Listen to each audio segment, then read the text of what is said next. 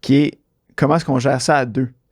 Parce que si tu es tout seul, tu sors de l'université, puis Ouais, là, la meilleure façon... La meilleure façon, c'est ça, c'est de continuer à vivre comme un étudiant pendant que tu as tes premiers revenus de job. Exactement. Puis d'avoir après ça, d'accumuler des économies qui vont travailler pour toi. Exactement. D'attendre un petit peu avant de se gâter pour faire comme telle nouvelle voiture ou telle affaire. Exact. Mais là, un moment donné, life happens, là, comme ils disent.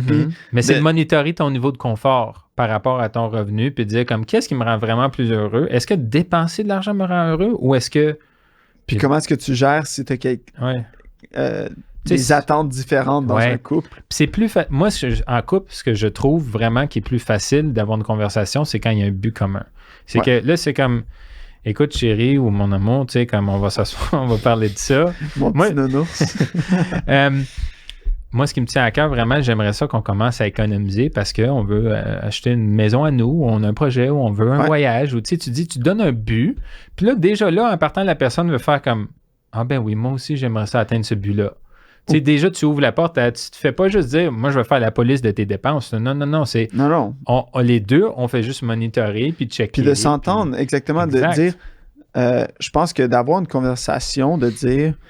Puis moi, je me rappelle les avoir eu ces conversations-là avec ma femme, puis de dire, écoute, OK, on s'entend, les deux, on veut une maison, les deux, on veut des enfants, les deux, on veut investir dans notre futur. Donc, tu sais, moi, ça a été par rapport au rachat de l'entreprise, puis de prendre la relève de ça.